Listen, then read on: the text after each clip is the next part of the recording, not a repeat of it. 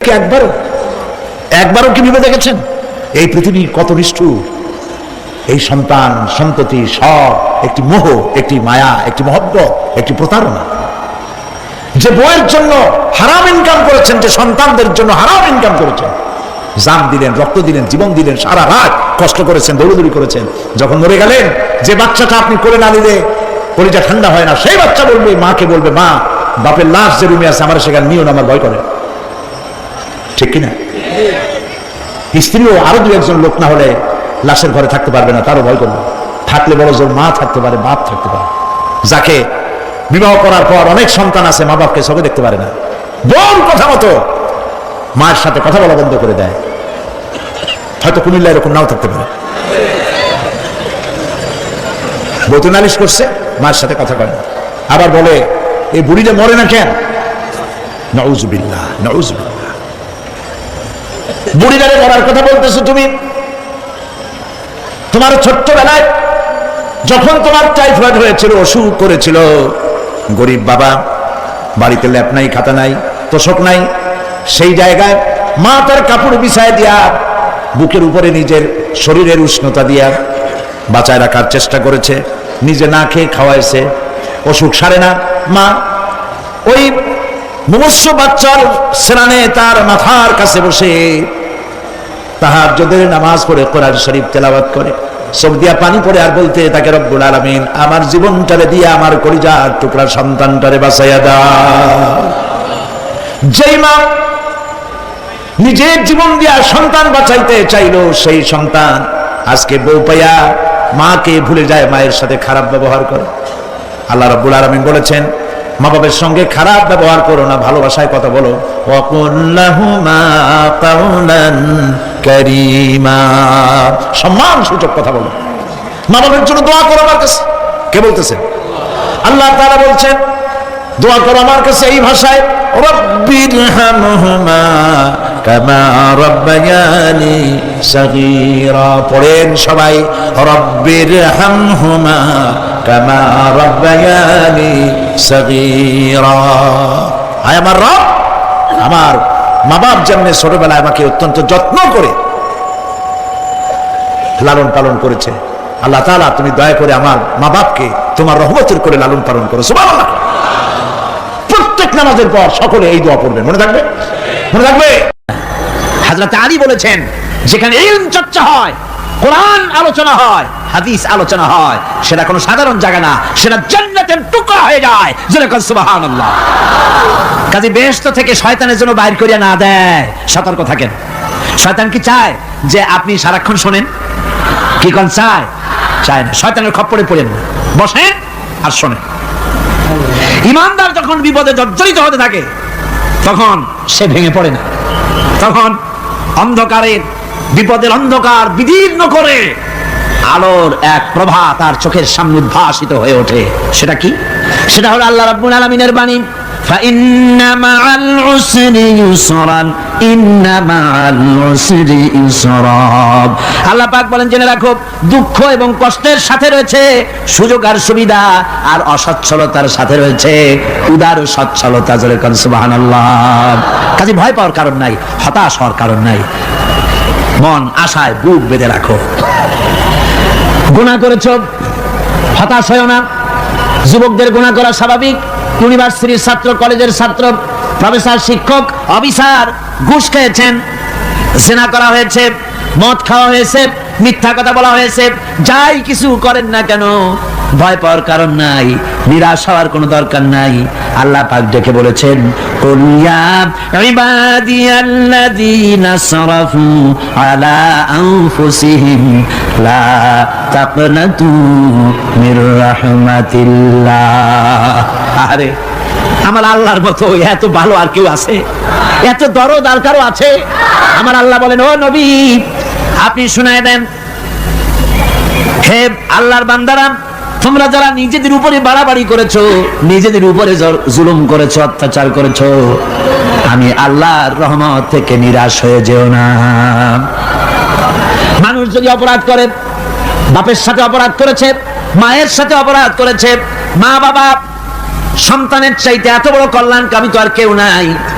কিন্তু মা বাবা কোনোদিন বলে না আয় আমার ছেলে তোরে মাফ করে দেই, এরকম বলে নাকি? মন চায় ছেলে যদি মাপ চাইতো খুশি হয়ে মাফ করে দিতাম, কিন্তু কেন যে আসে না, ডাকে না যে আয় মাফ করে দেই। মা বাপ আপনাকে এত ভালোবাসে, সেই মা বাপও আপনাকে বলে না যে আয় মাফ করে দেই। আমার আল্লাহ হচ্ছেন এমন আল্লাহ, আল্লাহ রাব্বুল আলামিন ডাকেন, এ বান্দা খুন করেছিস ফিরে আয়, জিনা করেছিস ফিরে আয়, হত্যা করেছিস ফিরে আয়, চুরি করেছিস ফিরে আয়, কুফরি করেছিস ফিরে আয়, সুদ খেয়েছিস, ঘুষ খেয়েছিস, মদ খেয়েছিস ফিরে আয়, এসে আমার দরবারে চোখের পানি ফেল, আমার দরবারে কাঁদাকাটি কর। ইন্নাল্লাহা ইয়াগফিরুয যুনুবা জামিআ ইন্নাহু হুয়াল গফুরুর রহিম। আমার দরবারে চোখের পানি ফেলে কাঁদ, আমি রব্বুল আলামিন জিন্দেগীর গুনাহ মাফ করে দেব। সুবহানাল্লাহ কোন, সুবহানাল্লাহ কোন। আমার কাছে কাঁদ, চোখের পানি ফেল। আল্লাহ রাব্বুল আলামিনের কাছে বান্দার দুইটা ফোঁটা বেশি প্রিয়। একটা হলো জিহাদের ময়দানে যে রক্ত ফোঁটা দেওয়া হয়, এটা আল্লাহর কাছে প্রিয়। আর আল্লাহর ভয়তে গুনাহের জন্য লজ্জা করে অনুশোচনা করে বান্দা যখন চোখের পানি ছেড়ে দেয়, আল্লাহর কাছে এটা অত্যন্ত প্রিয়। নবীজি বলেছেন, বান্দা যখন গুনার ভয়তে, আল্লাহর ভয়তে, জাহান্নামের ভয়তে অনুশোচনা করে যখন চোখ দিয়া পানি ছেড়ে দেয়, ওই চোখের পানি নাকের অর্ধেক আসতে না আসতে আল্লাহ রাব্বুল আলামিন বান্দারে মাফ করে দেন। আল্লাহ বরদাস্ত করতে পারেন না যে বান্দা কান্দে। আমার ভাইরা, আল্লাহ রহমত, এই পৃথিবীতে আল্লাহর রহমতকে 100 ভাগ করা হয়েছে। আল্লাহর রহমতের কত ভাগ? এই 100 ভাগের 1 ভাগ সারা পৃথিবীতে ছড়াই দেওয়া হয়েছে। আর 99 ভাগ কার কাছে? আল্লাহর কাছে। একটা ভাগ দুনিয়া ছড়ানো হয়েছে আদম আলাইহিস সালাম থেকে নিয়ে এই পর্যন্ত, এখান থেকে নিয়ে কিয়ামত পর্যন্ত পৃথিবীতে যত মানুষ আসবে, যত প্রাণী আসবে, তাদের মধ্যে প্রাণী জগতেও গাভী তার বাছুরকে ভালোবাসে ঠিক কিনা, হাতি তার বাচ্চাকে ভালোবাসে ঠিক কিনা, মুরগি তার বাচ্চাকে ভালোবাসে কিনা, প্রত্যেক মাই তার সন্তানকে ভালোবাসে মানুষের মতো। এই ভালোবাসাই স্নেহ, এই মমতা, এই করুণা, এই মহব্বত একটা ভাগ দুনিয়ায় দেওয়ার পর আপনি আর আমি যতটুকুন ভাগে পেয়েছি, সেই মহব্বতে, স্ত্রীর মহব্বতে অস্থির, মায়ের মহব্বতে অস্থির, সন্তানের মহব্বতে অস্থির। এখন চিন্তা করেন, একটা ভাগ সারা পৃথিবীতে বিতরণ করার পর যেটুক পেয়েছি, তাতে যদি এত মহব্বত হয়, তাহলে এর 99 ভাগ মহব্বত যে আল্লাহর কাছে জমা আছে, এই বান্দার জন্য তার কত মহব্বত, এই বান্দার জন্য কত করুণা, কত মহব্বত, কত দয়া। এজন্য আল্লাহ রাব্বুল আলামিন বলেছেন, নাব্বি ইবাদি আন্নী আনাল গফুরুর রহিম। আমার নবী সুসংবাদ দিয়ে দাও, বান্দাদেরকে শোনায় দাও যে আমি আল্লাহ তাআলা ক্ষমাশীল আর দয়াবান। হুজুর কাঁদতেছিলেন, হযরত ওমর রাদিয়াল্লাহু তাআলা আনহু এসে দেখেন হুজুর একা কাঁদতেছে। হুজুর জিজ্ঞেস করছেন, হযরত ওমর জিজ্ঞেস করলেন, হুজুর আপনি কাঁদেন কেন একা একা? হযরত ওমর বলেন, আমি যখন প্রশ্ন করলাম, নবীজি বললেন, আমার কাছে কিছু আগে জিবরাইল এসেছিলেন। জিবরাইল এসে আমাকে বললেন, আল্লাহ পাক বলেছেন, হে আমার নবী, ইসলামের ভিতরে থেকে যে সমস্ত মানুষগুলো ইসলামের ভিতরে থেকে চুল আর দাড়ি পাকায় দিছে, কিয়ামতের দিন এই লোকগুলারে আমি শাস্তি দিতে আমার শরম হবে। হযরত ওমর বলেন, হুজুর উম্মতের জন্য কত বড় খুশ খবর এটা, আর আপনি কাঁদতেছেন। হুজুর বলেন, ওমর তুমি জানো না, আমার কান্নার কারণ ভিন্ন। আমার কান্নার কারণ হলো যে আল্লাহ রাব্বুল আলামিন কিয়ামতের দিন দাড়ি চুল পাকা বান্দারে শাস্তি দিতে শরম করবেন। সেই দাড়ি চুল পাকা বান্দাগুলি আল্লাহর সাথে নাফরমানি করতে শরম করে না। আমি এই লজ্জায় কাঁদতেছি। ভাইরা, হুজুর আল্লাহ পাক বলেন, ও আমার নবী, রাতের আধারে যখন একটা বুড়া আমার দরবারে হাত উঁচু করে, একটা বুড়া মানুষ রাতের আধারে যখন আমার দরবারে হাত উঁচু করে, আর যখন বলতে থাকে, রব্বুল আলামিন আমার পেছনের জীবনটা বড় খারাপ করেছি, এমন কোন কাজ জীবনে করি নাই যা তোমার কাছে কিছু দাবি করতে পারি, সব রকমের নাফরমানি করেছি, আজ আমি বুড়া হয়ে গেছি, কামাই করতে পারি না, ছেলে আমাকে চোখে দেখতে পারে না, পুত্রবধূ আমাকে ঘরে জায়গা দেয় না, আমার স্ত্রী আমাকে দেখতে পারে না, রোজগার করতে পারি না, হাঁটতে পারি না, চলতে পারি না, সবার কাছে আমি তিতা হয়ে গেছি, আমি দাঁড়াতে পারি না, কোমরে ব্যথা পাই, হাঁটুতে ব্যথা পাই, চলতে পারি না, কানে শুনতে পাই না, চোখে দেখতে পারি না, আর তোমার কাছে কিছু চাইয়া নেব এমন ভালো কাজও করি নাই। এইভাবে যখন বান্দা কাঁদতে থাকে আমার দরবারে, ও আমার হাবিব আমার রহমতের দরিয়ায় জোশ মেরে যায়, আমার শরম হয় এই বুড়াটারে কেমনে খালি হাতে ফিরাইয়া দেই। সুবহানাল্লাহ, সুবহানাল্লাহ। আমার আল্লাহর এত দয়া, আমার আল্লাহর এত মায়া, এত মহব্বত। আমার আল্লাহ রাব্বুল আলামিন বলেন, ওয়াইদা সালাকা ইবাদি আন্নি ফাইন্নী কারীব। ও আমার হাবিব, আমার বান্দা আমার ব্যাপারে প্রশ্ন করে, আমি বান্দার একদম নিকটে।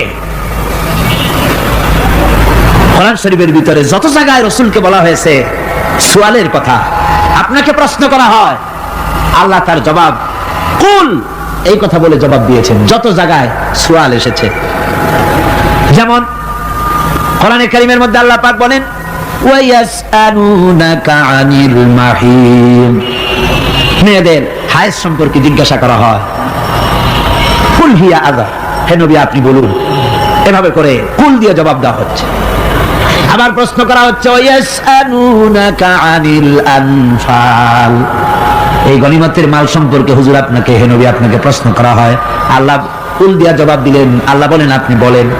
ওয়ায়াসআলুনাকা আনিল খামরি ওয়াল মাইসির, আল্লাহ পাক বলেন নবী আপনারে প্রশ্ন করা হয়, কুল ফীহিমা ইসমুন কাবীর, আল্লাহ কুল দিয়া বললেন তুমি বলো।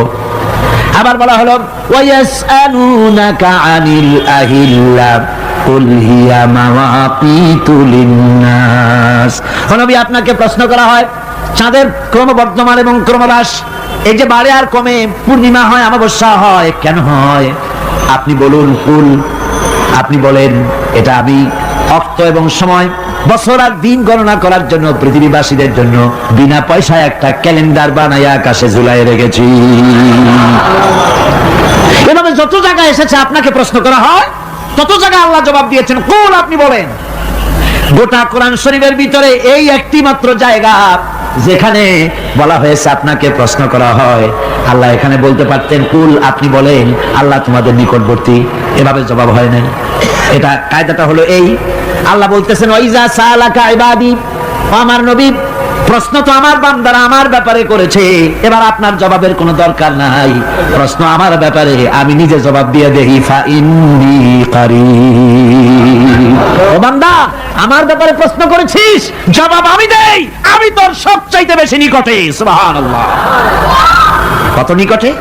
ওয়া নাহনু আকরাবু ইলাইহি মিন হাবলিল ওয়ারিদ, তোর যে রগ এই শাহরগের চাইতেও আমি তোর বেশি কাছে। সুবহানাল্লাহ, আমারে ডাক, আমারে ডাক, কলিজা দিয়া ডাক, অন্তর দিয়ে ডাক।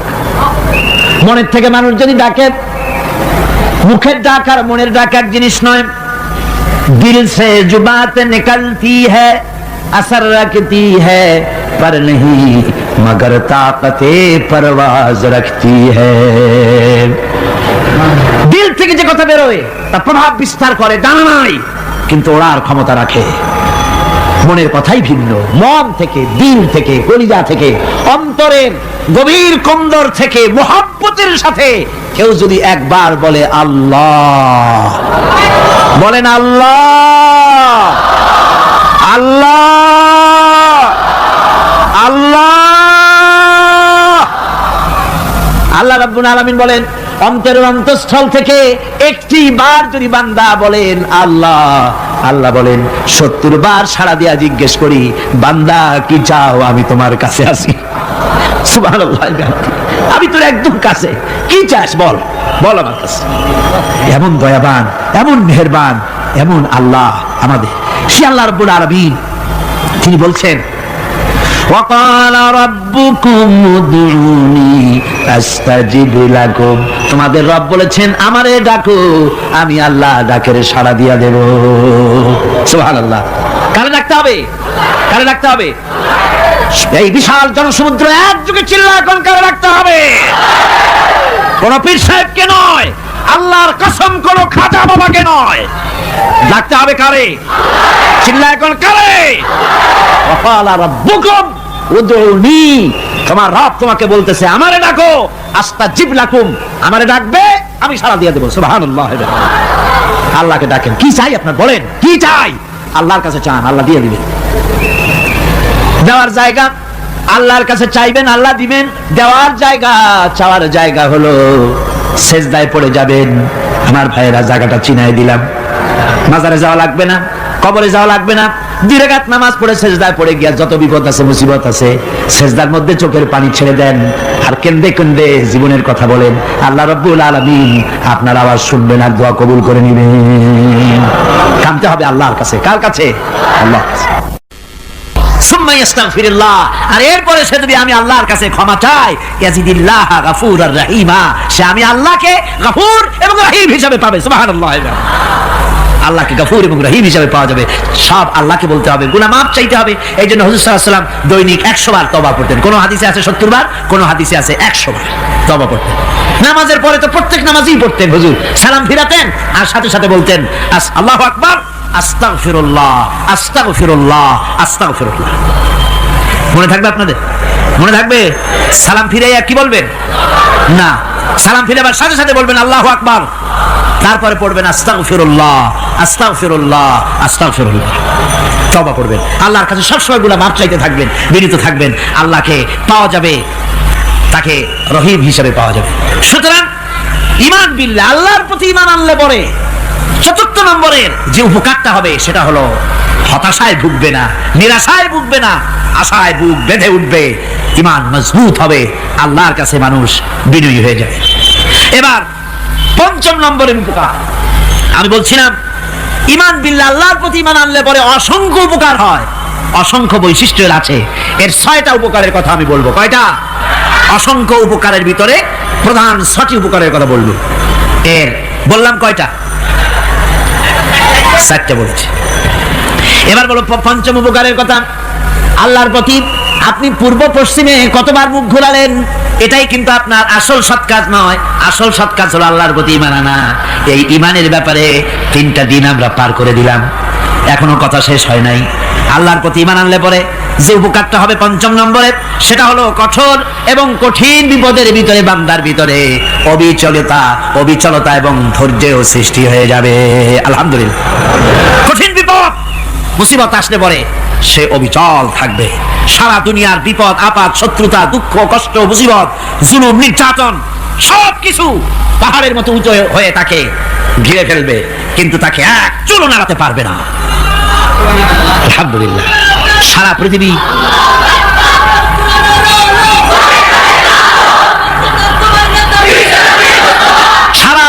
একদিকে আর সে একা একদিকে থাকবে। বিরোধিতা তো হবেই, বিপদ তো আসবেই।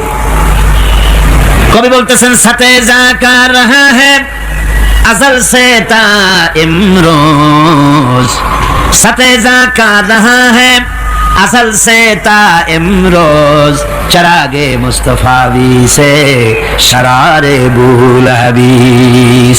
সে আবহমান কাল থেকে শুরু করে মুস্তাফা সাল্লাল্লাহু আলাইহি ওয়াসাল্লামের দীপ শিখার সাথে আবু জাহেল, আবু লাহাবের অগ্নিস্ফুলিঙ্গের টক্কর লেগেই আছে। রাসূলুল্লাহর আল্লাহর দেওয়া এই বিধান, এই দ্বীনের বাতিটা টিম টিম করে জ্বলেছে।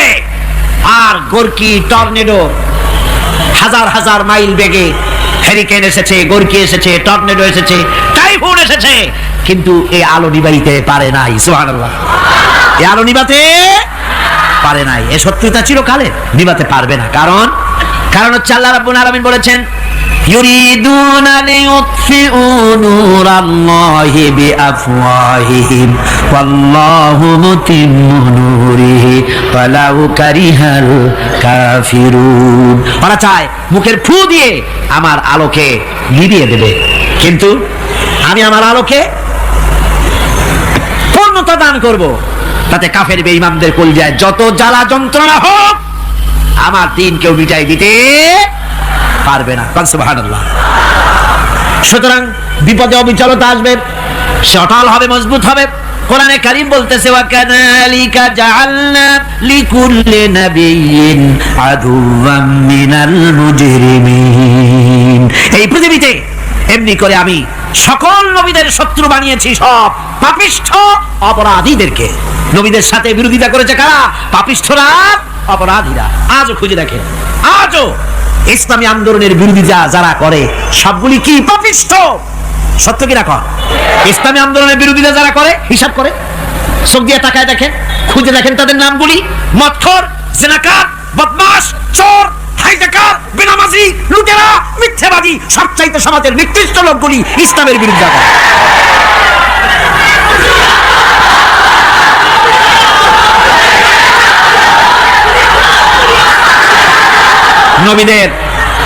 নবীদের শত্রু আল্লাহ বলেন সব যুগে নবীদের সাথে শত্রুতা করেছে পাপিষ্ঠরা। আল্লাহর কথা, কার কথা? সকল যুগে নবীদের সাথে শত্রুতা করেছে পাপিষ্ঠরা, নিকৃষ্ট ধরনের অপরাধীরা। সুতরাং নবী রাসূলদের অবস্থা যখন এই, তখন দ্বীনের দাওয়াত যারাই দেবে তাদের কিসমত এরকম হবেই। এই বাধার মোকাবেলা তাদেরও করতে হবে। এই যে বাধাটা আসে, এই যে মারে, অপরাধ কি? এই যে তারা চোর বা ডাকাত যাদের মারা হয়। আল্লাহ রাব্বুল আলামিন বলেন অপরাধ হলো ওয়ামা নাকামু মিনহুম ইল্লা আইয়ুমিনু বিল্লাহিল আজিজিল হামিদ। অপরাধ হচ্ছে ইমানদার লোকদের উপরে নির্যাতন চালিয়েছে, অন্য কোনো কারণে নয়। কারণ একটাই, তারা আল্লাহর জমিনে আল্লাহর দ্বীন প্রতিষ্ঠা করতে চেয়েছে, আর কোনো অপরাধ না। জমিন আল্লাহর, জমিন কার? এই বিশাল জনসমুদ্র গর্জে উঠুন একযোগে বলুন জমিন কার? আইন চলবে কার? এখানেই সংঘর্ষ বেঁধেছে আবহমান কাল ধরে। মানুষ অত্যাচারিত হয়েছে, সাহাবায়ে কেরাম অত্যাচারিত হয়েছেন। বুখারী শরীফের হাদিসে এসেছে রাসূল করিম সাল্লাল্লাহু আলাইহি ওয়াসাল্লামের কাছে হযরতে খাব্বাব গিয়ে উপস্থিত হয়েছিলেন।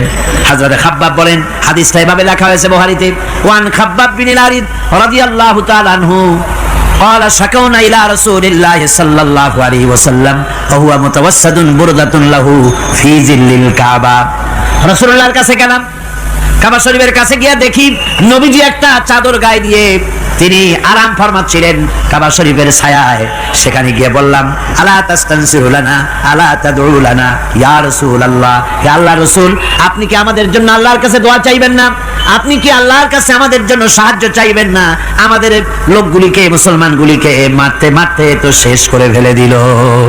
তারা আমাদের সুমাইয়াকে মারলো, আমাদের খাব্বাবকে উটের সাথে পায়ের দড়ি লাগায় টানলো, আমাদের খুবাইবকে তারা আগুনের উপরে চিৎ করে শোয়ায় রাখলো, না খায় রাখতেছে, মারতেছে, কষ্টে তো শেষ হয়ে গেলাম। হুজুর, আপনি কি আমাদের জন্য দোয়া করবেন না?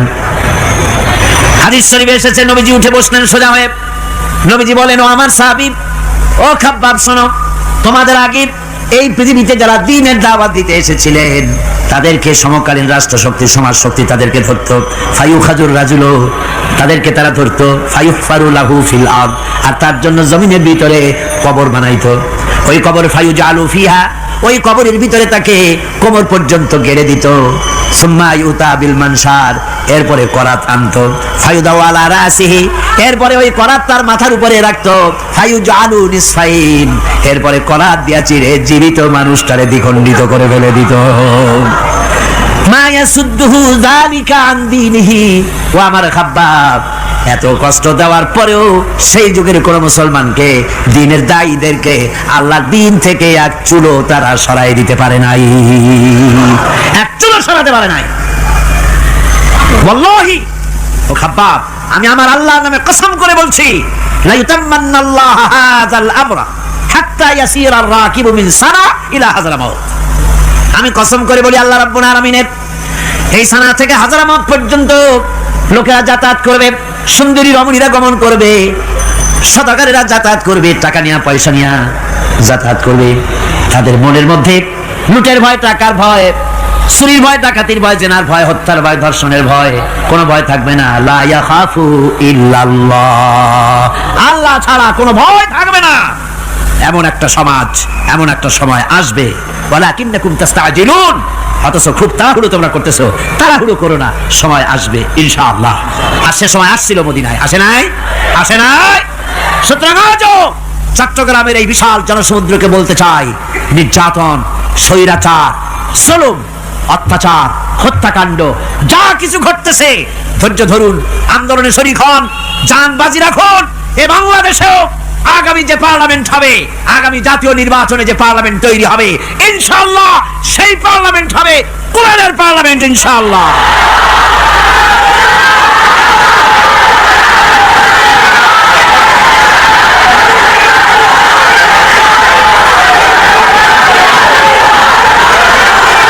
আমার ভাইয়েরা, আমার বন্ধুগণ, কঠিন বিপদে অবিচলতা এবং ধৈর্যের দৃষ্টান্ত রেখে গেছেন আম্বিয়া আলাইহিমুস সালাম। সুবহানাল্লাহ। কঠিন বিপদে অবিচলতা, দৃঢ়তা, ধৈর্য কারে বলে, তার দৃষ্টান্ত কারা রেখেছেন? আম্বিয়া আলাইহিমুস সালাম। ওনারাই আমাদের আদর্শ, নবীরাই আদর্শ।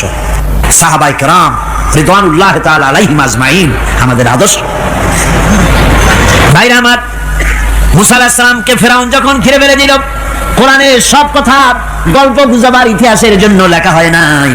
কোরআনের মধ্যে যা লেখা হয়েছে সব বান্দাদের উপদেশের জন্য, যাতে করে লোকেরা চিরটা কাল এর থেকে উপদেশ নিয়ে নিজেদের তৈরি করতে পারে। জোরে বলেন সুবহানাল্লাহ। মুসা আলাইহিস সালামের কথা আল্লাহ বলেন, ফেরাউন তাকে ঘিরে ফেলে দিল, পালাবার রাস্তা নাই। ফালাম্মা তারাআল জামআন ক্বালা আসহাবু মূসা ইন্না লামুদরাকুন। মুসা আলাইহিস সালামের উম্মতেরা বললেন, হে মুসা, পাকড়াও হয়ে গেছি, পালাবার রাস্তা নাই। তিন দিক থেকে আমাদেরকে ঘেরাও করেছে ফেরাউনের শক্তি। সামনে কি? দরিয়া, আর তিন দিকে কি? ঘেরাও আন্দোলন। হযরতে মুসা আলাইহিস সালামের কাছে উম্মতেরা বললেন, পালাবার তো কোনো পথ নাই, এখন উপায়টা কি? আমাদের তো আর উপায় নাই। মুসা আলাইহিস সালাম দেখেন বিপদে পড়ে গেছেন, কিন্তু ধৈর্য হারান নাই, ভয় পান নাই। ভয় পাইছিলেন? ভয় পেয়েছেন? প্রশ্নই ওঠে না। মুসা আলাইহিস সালাম, আল্লাহ পাক যাদেরকে বলেছেন উলুল আজম, রাসূল যাদের বলেছেন, তার মধ্যে হযরত মুসা একজন উলুল আজম পয়গম্বর। সাতটিখানি কথা না, আল্লাহ কথা বলছেন তার সাথে, কালিমুল্লাহ তিনি। সুবহানাল্লাহ। মুসা আলাইহিস সালাম শোনালেন, কাল্লা ইন্না মাইয়া রাব্বি সায়াহদিন। কখনো নয়, আমার উম্মতেরা ভয় পেও না, আমার রব অবশ্যই আমাকে পথ দেখাবেন। সুবহানাল্লাহ। তিন দিক থেকে শত্রু, একদিকে দরিয়া, পালাবার কোন রাস্তা নাই। সেখানে দৃঢ়তার সাথে তিনি বলছেন, অবশ্যই আমার আল্লাহ আমার পথ দেখাবে। সুবহানাল্লাহ। নবীরা এই দৃঢ়তা দেখিয়েছেন, অবিচলতা দেখাইছেন। আল্লাহ পাক মুসা আলাইহিস সালাম যখন এই দৃঢ়তা দেখালেন, এই অবিচলতা দেখালেন, সঙ্গে সঙ্গে জিবরাইল এসে হাজির হয়ে গেলেন। আল্লাহ পাক বলেন, ফাআওহাইনা ইলা মূসা আন আদরিব বিআসাকাল বাহরা ফানফালাকা ফাকানা কুল্লু ফিরকিন কাত্তাউদিল আযীম। মুসা আলাইহিস সালামকে আমি ওহী নাযিল করলাম, তাকে বললাম, হাতে যে লাঠি আছে, এই লাঠি দিয়ে আঘাত করো দরিয়ার উপরে। দরিয়ার উপরে আঘাত করলেন, একটা রাস্তা হয় নাই, 12টা রাস্তা তৈরি হয়ে গেল, আর দেওয়ালগুলা পাহাড়ের মতো উঁচা হয়ে গেল। দরিয়ার ভিতরে পাহাড়ের মতো উঁচা, মজবুত 12টা রাস্তা। এবার মুসা আলাইহিস সালাম তার দলবল নিয়ে চললেন। আল্লাহ রাব্বুল আলামিন বলেন, ওয়া আনজাইনা মূসা ওয়া মান মাআহু আজমাইন। মুসা এবং তার সাথী সঙ্গীদেরকে আমি পার করে দিলাম। মুসা আলাইহিস সালাম এবং তার সাথী সঙ্গী নিয়ে যখন দরিয়ার মাঝখানে আসছে, ফেরাউন তার দলবল নিয়ে এসে গেছে। আসে দেখে নদীর মধ্যে রাস্তা। বাবা, উচ্চ কায়দা। ও মনে করছে ওর বাজানের তৈরি করা ডিস্ট্রিক্ট বোর্ডের রাস্তা। ওর লোকজন নিয়ে নেমে গেছে দরিয়ার ভিতরে। ও আসছে মাঝখানে, মুসা আলাইহিস সালাম চলে গেছেন ওপার, দরিয়া পার। মাঝখানে যখন এসে গেল, আল্লাহ রাব্বুল আলামিন পানিকে অর্ডার করলেন কোন। আল্লাহর তো বটন টেপা লাগে না, মুখ দিয়া কোনো হুকুম করা লাগে না, শুধু বলেন কোন। যে ব্যাপারে কোন বলেন ফায়াকুন, সাথে সাথে হয়ে যায়। আল্লাহ বললেন কোন, আর অমনি রাস্তা বন্ধ হয়ে গেল। এবার তুফান শুরু হয়েছে নদীতে, ঢেউয়ের উপরে ঢেউ, মৌজুন কাল জিবাল, পাহাড়ের মতো উঁচু হয়ে হয়ে ঢেউ আসতেছে। দলবল ঘোড়া আর অস্ত্রপাতি যা ছিল সব মরে শেষ। এবার ফেরাউন একা উপরে ওঠে আর নিচে নামে, পানি খেতে খেতে পেটের কাম সারা। জনমের খাওয়া খাইছে পানি, এখন জান যা, বাঁচবার আর উপায় নাই, বাঁচবার আর উপায় নাই। ফেরাউন তার নিজের জীবন সম্পর্কে হতাশ হয়ে গেল। এবার ফেরাউন বলতেছে, আমানতু আন্নাহু লা ইলাহা ইল্লাল্লাযী আমানাত বিহি বানু ইসরাঈল। আমি ঈমান আনলাম, আমি ঈমান আনলাম আল্লাহ ছাড়া কোনো ইলাহা নাই। ওই আল্লাহর উপর ঈমান আনলাম যে আল্লাহর উপর ঈমান এনেছে বনি ইসরাঈলেরা। আল্লাহ যাতে ঠিক পায় যে কোন আল্লাহর উপর ঈমান আনছে। বনি ইসরাঈলের আল্লাহর উপর ঈমান আনলাম। আল্লাহ এই তো মুসলমান হয়ে গেছি, এরপরও আমার সুবাও কেন? আল্লাহ রাব্বুল আলামিন জবাবে বলেন আল আন, এখন ওয়াকাদ আসাইতা ক্বাবলু ওয়া কুনতা মিনাল মুফসিদিন, এখন ইমান আনার কথা বলছো, অথচ যুগের পর যুগ, বছরের পর বছর ধরে আমার মানুষের উপরে মন গড়া আইন চালাইছো, আমার পয়গম্বরের সাথে বেয়াদবি করেছো। আজ তোমাকে আমি ছাড়ছি না, তোমাকে আজকে ছেড়ে দেব না, আমি তোমাকে মারব। আর সমস্ত প্রাণীগুলিকে, স্থলচর প্রাণীগুলিকে আল্লাহ পাক অর্ডার দিয়া দিলেন, এই ফেরাউনের লাশকে ডুবাবি না, পচাবি না, খাবি না। আলিয়াউমা নুনাজ্জিকা বিবাদানিক, আমি তোমার শরীরে বাঁচায় দেব, পোকে খাবে না, পানিতে পচবে না, মাছে খাবে না, কুমিরে খাবে না, দুনিয়ার কোনো পশুতে খাবে না। আমি তোরে শুটকি বানাইয়া রাখবো, যাতে করে দুনিয়ার সমস্ত ফেরাউন যত যুগে যুগে আসে তোরে দেখে যেন হেদায়েত নিতে পারে। ফেরাউনকে আল্লাহ শুটকি বানায় রাখছে। আমি ফেরাউনদের লাশ দেখেছি ব্রিটিশ মিউজিয়ামে। ফেরাউন তো একটা না, অনেকগুলা। আসলটারে অবশ্য দেখিনি। ব্রিটিশ মিউজিয়ামে ওই ফেরাউনগুলার লাশ যখন অসুবিধা হয়, মমিগুলি, তখন ইংল্যান্ডে নিয়ে যায় চিকিৎসা করাবার জন্য। চোখ আছে গর্তের ভিতরে, তারপরে চামড়া টামড়া হাড়ের সাথে মিশানো, ওইভাবে চেহারা দেখলে মনে হয় যে সত্যি ফেরাউনিগুলা। আর ব্রিটিশের কাম মিশর থেকে না আনছে এমন কোনো জিনিস নাই। আমি সেখানে এক বক্তৃতা বলছিলাম, আপনারা এদের এখন সভ্য, এদের এখন ভদ্র, এরা হলো ইন্টারন্যাশনাল চোর, ওরা সারা দুনিয়া চুরি করেছে। লন্ডনে বক্তৃতা করেছি, সারাটা দুনিয়া চুরি করছে, আমাদের দেশকে শোষণ করেছে।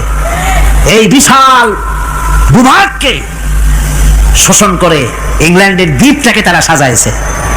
তারা ময়ূর সিংহাসনের, শাহজাহানের ময়ূর সিংহাসনের ময়ূরের বাম চোখে কোহিনূর মণি লাগাইছিলেন, শাহজাহান ময়ূরের ডান চোখে কোহিনূর মণি লাগায় নাই। কোহিনূর মণির অনেক দাম, আমি দেখে এসেছি মণি, এখন সেটা কুইন এলিজাবেথের মুকুটের শোভা পাচ্ছে। সেই মণি এমনি বলে প্রবাদে 7 রাজার ধন 1 মাণিক্য, বলেন এরকম অনেক দাম। শাহজাহান দেখালেন, আমি মুসলমান, আমার কাছে এটার দাম নাই, এই জন্য ময়ূরের ডান চোখে লাগালাম না, বাম চোখে লাগাই দিলাম। এইটারে চুরি করছে। তারপরে মিশর থেকে, মিশরের মমি চুরি করেছে, জুতা চুরি করছে, ছাতি চুরি করছে, পিসা চুরি করেছে। আমি বললাম এগুলা কি ভদ্রলোক নাকি? এরা জুতা চোর, পিসা চোর, লাঠি চোর, সব চুরি করেছে। যাই দেখেন ব্রিটিশ মিউজিয়ামের মধ্যে সব দুনিয়ার চুরি করা জিনিস নিয়ে তারা মানুষকে দেখায়া পয়সা অর্জন করছে। টিপু সুলতানের তরবারিটা পর্যন্ত চুরি করেছে।